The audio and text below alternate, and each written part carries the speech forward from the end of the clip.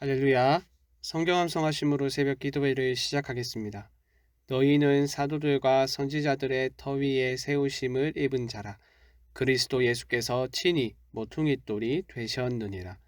그의 안에서 건물마다 서로 연결하여 주 안에서 성전이 되어가고 너희도 성령 안에서 하나님이 거하실 처소가 되기 위하여 그리스도 예수 안에서 함께 지어져 가느니라. 아멘. 하나님의 말씀은 사사기 12장 1절에서 15절까지의 말씀입니다. 이 시간 제가 읽을 때에는 7절 한 절의 말씀만 읽도록 하겠습니다. 입다가 이스라엘의 사사가 된 지 6년이라 길르앗 사람 입다가 죽음에 길르앗에 있는 그의 성읍에 장사되었더라.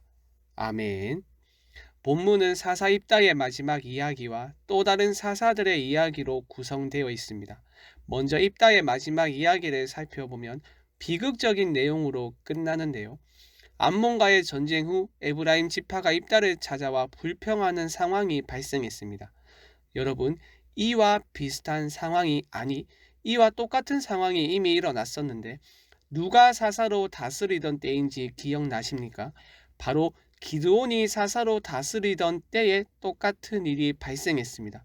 물론 조금 다른 상황이라고 한다면 기드온은 미디안의 남은 병력을 쫓고 있었고 입다는 그렇지 않은 상황이었다는 것이죠. 기드온의 때와 마찬가지로 에브라임은 입다를 찾아왔는데 왜 입다를 찾아왔는지가 선명하게 드러나지는 않습니다. 그러나 기드온의 때와 같겠죠. 전쟁의 공을 차지하려는 욕심과 지파를 장악하려는 권력, 그리고 전리품을 챙기려는 속셈 때문입니다. 그래서 1절 중반절을 보시면 이렇게 불평을 하죠. 내가 암몬 자손과 싸우러 건너갈 때에 어찌하여 우리를 불러 너와 함께 가게 하지 아니하였느냐. 우리가 반드시 너와 내 집을 불사르리라 하니. 너와 내 집을 불사르겠다고 협박까지 하는 강경하고 위협적이고 공격적인 태도를 보였습니다. 기드온의 경우 이 문제를 어떻게 해결했습니까? 매우 지혜롭게 해결하였죠.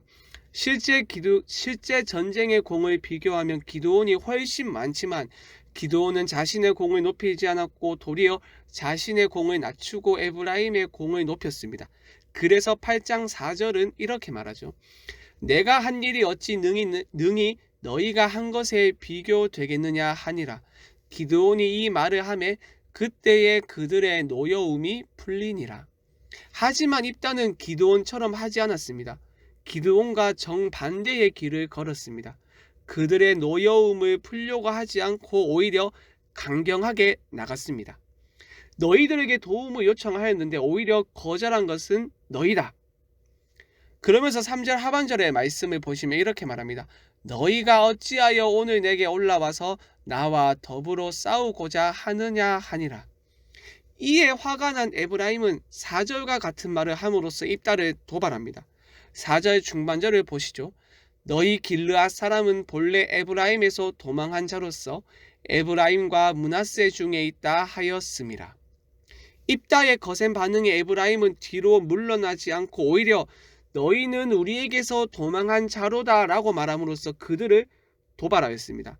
그 결과 논쟁은 길르앗과 에브라임의 내전으로 바뀌었고 처절한 결과를 불러왔습니다.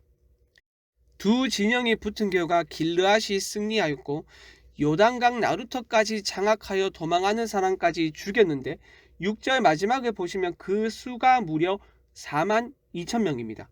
참으로 비극적인 일이 아닐 수 없습니다. 남은 것은 동족을 죽인 비극적인 현실뿐입니다. 그래서 여러분 우리가 읽은 7절 말씀을 보시면 입다가 6년 동안 다스리던 시기에 그 땅이 평안하였다라는 말씀이 없습니다.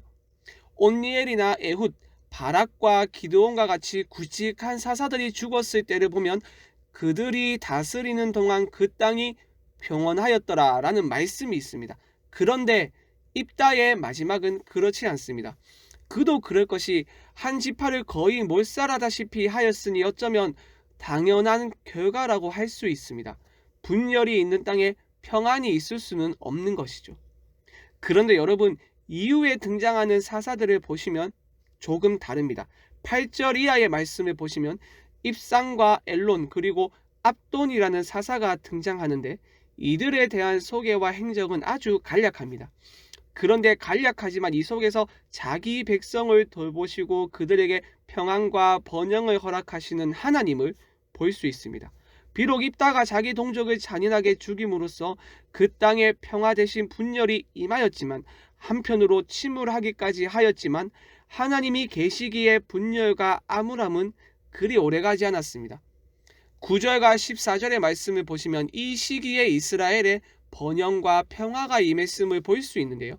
9절의 말씀을 보시면 사사 입산에 대해서 말하기를, 그가 아들 30명과 딸 30명을 두었더니 그가 딸들을 밖으로 시집 보냈고 아들들을 위하여는 밖에서 여자 30명을 데려왔더라 라고 말하고 있으며, 또 14절에서는 사사 압돈에 대해서 말하길, 그에게 아들 40명과 손자 30명이 있어 어린 나귀 70마리를 탔더라 라고 말합니다.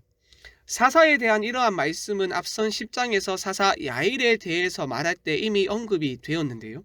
이러한 말씀들을 부정적인 의미로 평가할 수 있지만 성경 곳곳에서 대가족은 번영과 하나님의 복을 의미하며, 또 군마가 아니라 나귀를 탄 사람은 평강 속에서 오는 사람을 의미하기 때문에 긍정적인 의미로 해석하는 것이 더 타당합니다. 중요한 것은 그들에게 이러한 번영과 평화를 받을 만한 무엇이 있어서, 자격이 있어서 번영과 평화를 누릴 수 있었던 것이 아니라는 것입니다. 이 번영과 평화는 그들이 쟁취한 것이 아니라 하나님이 허락하신 번영과 평화입니다. 공평하고 솔직하게 말하면 그들은 이미 살아남지 못했어야 했습니다. 입다의 경우 동족의 자그마치 42,000명이나 학살하였습니다. 하나님이 보시기에 이것은 전혀 선한 것이 아닙니다. 하나님께 반역하는 행위입니다. 자칫하면 민족이 분열되는 상황으로까지 이어질 수 있었습니다. 하지만 그렇게 되지 않았습니다. 오히려 사사 입산의 경우 딸들을 보내고 아들을 데려옴으로써 이스라엘이 한민족으로서 결속하는 데 이바지를 하였습니다. 한민족으로서의 결속과 그 땅에 임한 번영과 평화, 이것들을 설명하는 길은 오직 자기 백성을 돌보시는 하나님의 자비와 긍휼밖에 없습니다. 우리는 사사 입다의 이야기를 통하여 인간의 어리석음과 그럼에도 불구하고 자기 백성을 돌보시는 하나님의 자비와 긍휼이 두 달을 보게 되는 것입니다. 사랑하는 여러분, 입다의 이야기를 마치며 우리는 사사기의 중요한 교훈을 다시 마음에 새깁니다. 인간의 연약함과 실패를 바라보며 결코 인간에게 소망을 두어서는 안 된다는 것과, 우리의 유일한 소망은 진정한 사사이신 하나님께만 있음을 말입니다. 우리를 바라보고 우리에게 소망을 두면 분쟁과 암울함 뿐이지만, 하나님을 바라보고 하나님께 소망을 두면 평화와 번영이 임하게 될 줄 믿습니다. 그러니 여러분, 자기 백성을 결코 버리지 않으시고 긍휼과 자비로 우리를 인도하사 우리에게 평화와 번영을 허락하시는 하나님께만 소망을 두는 여러분이 되길 바랍니다.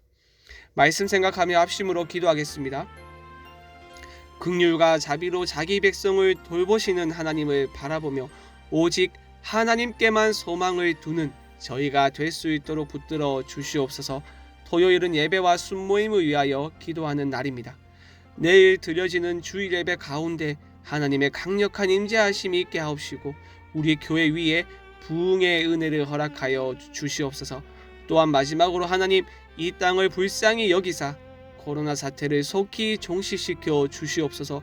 또한 이 일을 통하여 한국교회가 복음으로 돌아가 복음의 능력을 회복할 수 있도록 하나님 이 땅의 교회를 불쌍히 여겨 주시옵소서.